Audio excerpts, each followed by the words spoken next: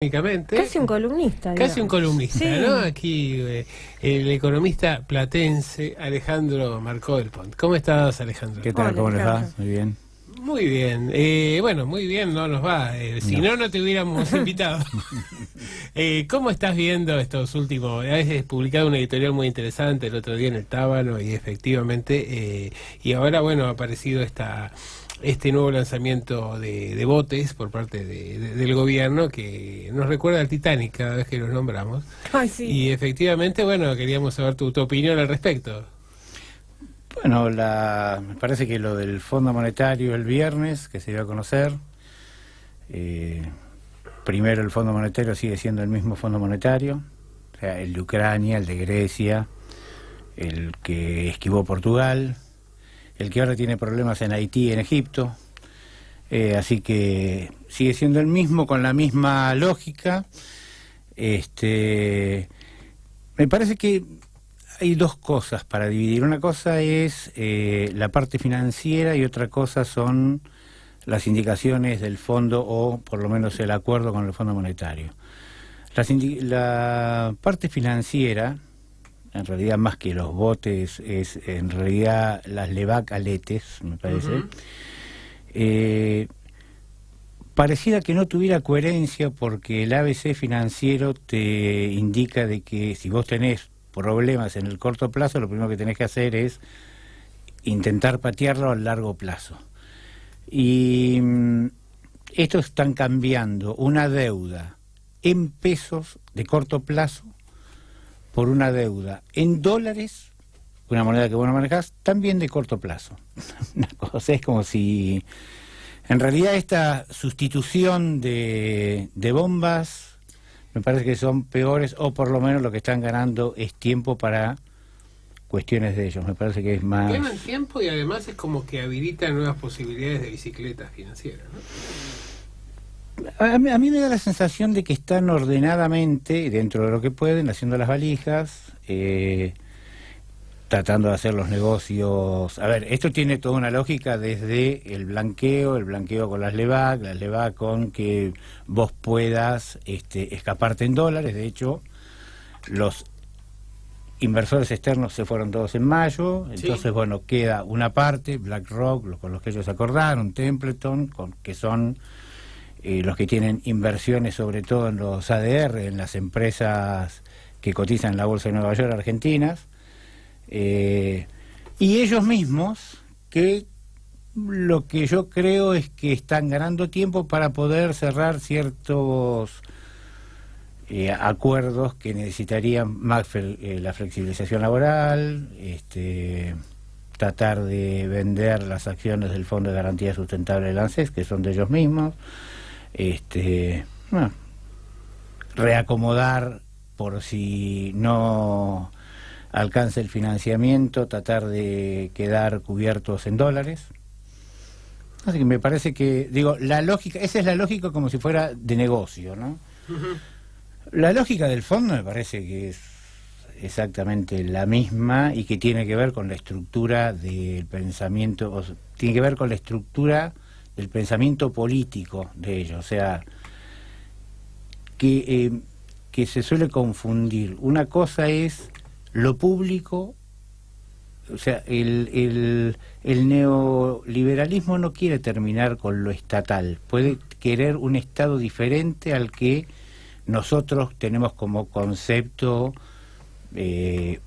keynesiano, suponete, más asistencialista, sí. Lo que sea. El Estado que ellos quieren es otro, diferente, pero sí quieren terminar con lo público.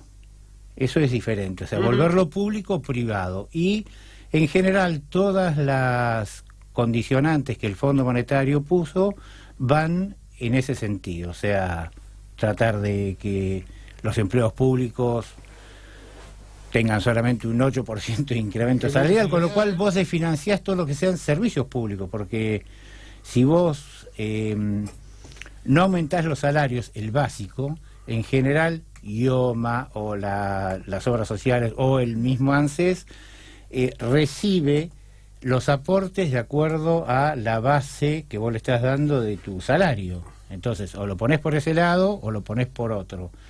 Después las transferencias, creo de lo que me acuerdo, transferencias, un 15% de baja de las transferencias a las empresas públicas, que las empresas públicas obviamente lo que tienen es un concepto diferente al de costo-beneficio para poder ir en otros lugares en donde no te deje ganancia, pero a la vez tiene una lógica de marcar el precio, o sea, determinan el precio. Y si vos no utilizás un precio testigo desde una empresa pública o empezás a tener un servicio de menor calidad, que es lo que está pasando con YPF y Shell, empezás a sustituir las naftas de una para la otra porque termina siendo, con un precio cada vez menor, un producto cada vez peor, pero vos lo estás degradando al producto.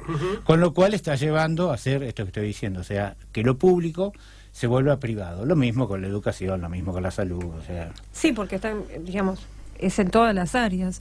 La lógica es la misma. Las prepagas aumentan y el sistema hospitalario cada vez es peor. Claro. Pero fíjate que lo que tienen es que en todo momento ellos, aparte de del concepto extraño de que vos ajustando el gasto público en pesos vas a pagar cosas en dólares, lo cual es una cosa, yo creo que una de las veces que hablé con ustedes el dólar estaba a 26 y pasó a 26,50, o sea, solamente esos 50 centavos que habían aumentado eran, creo que 7.200 millones de intereses en pesos de deuda, que era lo mismo que todo un mes de la coparticipación secundaria a los 135 distritos de la provincia de Buenos Aires. Claro. O sea, si cada vez que haces eso... Bueno, y los índices de inflación hoy se decía vamos a terminar en un número altísimo. Sí. Ya estamos. Bueno, se puso como un país hiperinflacionario, ¿no? Que es otro de los grandes problemas, lo sacó Zayat, no me acuerdo cuál era la fuente, pero como durante 3 años aumentó más del 30% la inflación, de hecho tenías 33% de media, te vas a país hiperinflacionario, con lo cual si había alguien que se le ocurriría venir a poner plata, cosa que no, pero tiene que afinar el ojo, aunque sea en la bicicleta, porque está claro que esto es una cuestión entre dólar y inflación, es una licuación de pasivos bastante acelerada, ¿no? ¿Hasta cuánto puede sostenerse un gobierno que da respuestas financieras a urgencias estructurales de la economía? Sí, bueno, no hay ninguna medida tendiente a tratar de parar la sangría de dólares, ¿no? Lo cual es bastante extraño, por lo menos. Pero yo creo que es la lógica. La lógica está diseñada para eso. No hay una carrera hacia la producción o hacia modificar la matriz productiva o cambiar lo que sea del país. No, me parece que no. Lo que están ganando es tiempo. Sí, es tal cual, ¿eh? Sí, o sea, no queda claro eso. Yo hoy estaba leyendo en uno de los diarios económicos diciéndote las 10 medidas que había tomado el gobierno con respecto al dólar. ¿Y? Ninguna lógica, o sea, una sustitución de letes por otros letes, nada, ni siquiera, lo peor es que ni siquiera desde el lado de los ingresos, porque vos lo tendrías que mirar del lado de ingresos y gasto, se aferran al gasto en pesos y no hablan de los ingresos, y los ingresos lo tumbaron ellos, todos los ingresos que podía tener, y ni siquiera lo están reconstituyendo, ¿no?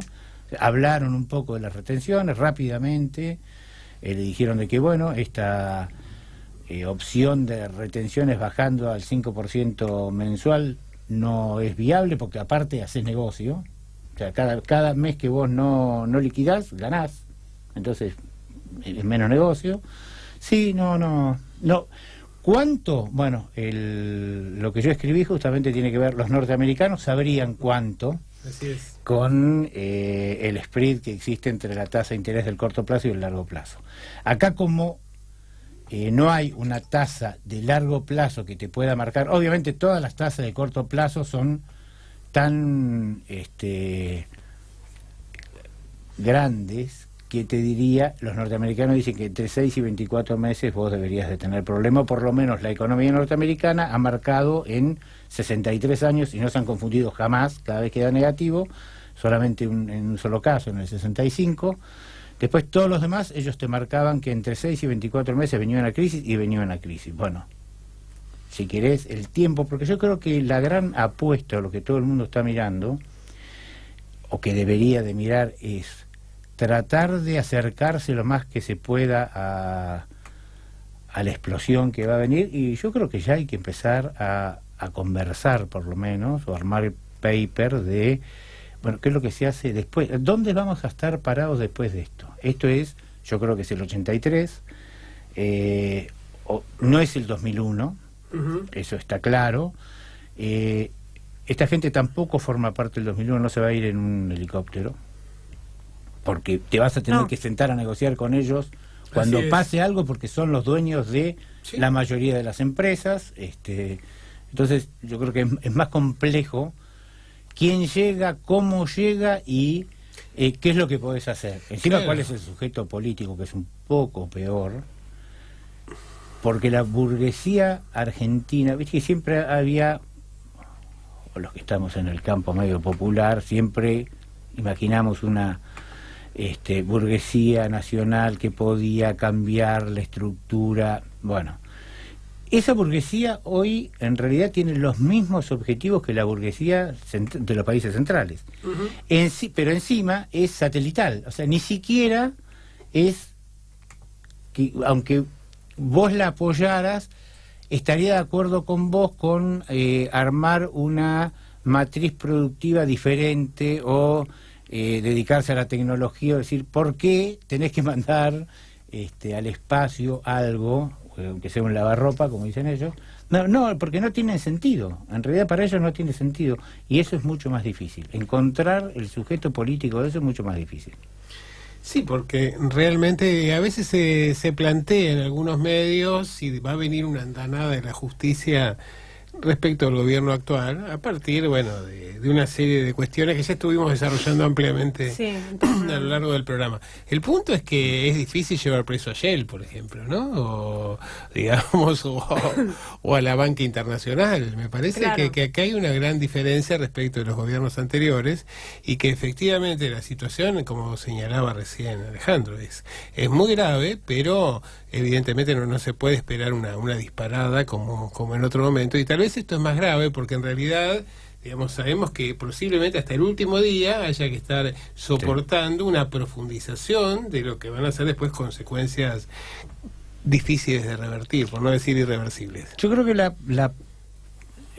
la parte de poder armar una estructura diferente tiene que ver con qué es lo que pasa en Brasil. Yo creo que en México dio una bocanada de aire fresco con López Obrador, que modifica en realidad bastante el panorama o la restitución conservadora que venía. Sí, pero México tiene mucho peso a nivel, mucho peso, del Producto Bruto mexicano, es el 20% del Producto Latinoamericano. El que sigue, el más grande, es de Brasil. Entonces, por más que Colombia haya ganado a la derecha, por más que en Costa Rica haya ganado a la derecha, en Paraguay, en realidad Paraguay, Colombia y Costa Rica ganó a la derecha. Venezuela y México ganó López Obrador, es centro izquierda, qué sé yo. Bueno, Brasil va a ser el que va a definir, y están todos muy preocupados por qué es lo que va a pasar en Brasil, porque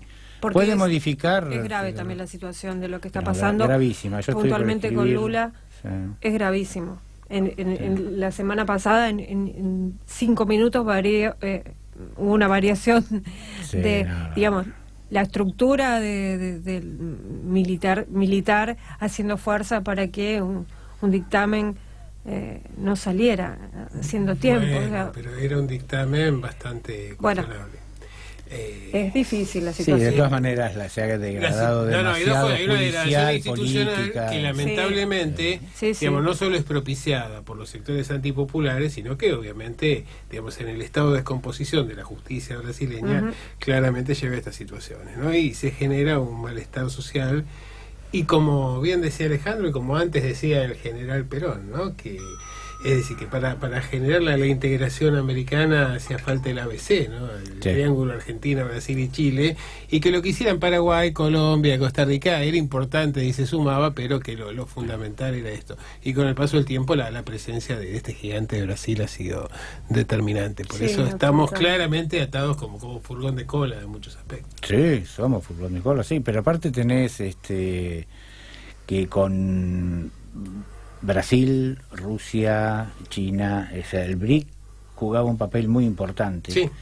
Y nosotros podíamos colarnos atrás de ese papel muy importante y vos podías ponerle, aunque sea cuestionarle algunas cosas a un que parecía bastante distraído Estados Unidos. Hoy no está distraído porque en realidad esta nueva repartija de cartas para ver quién se queda con los beneficios de la globalización se trasladan a América Latina y están en la pelea constante, ¿no? De hecho, Brasil es eso, y están haciendo lo mismo que uno supone harían acá, porque quieren privatizaban Embraer, quieren privatizar Electrobras, congelaron el gasto público durante 20 años, hicieron la flexibilización laboral. O sea, digo, si uno quiere aprender de que...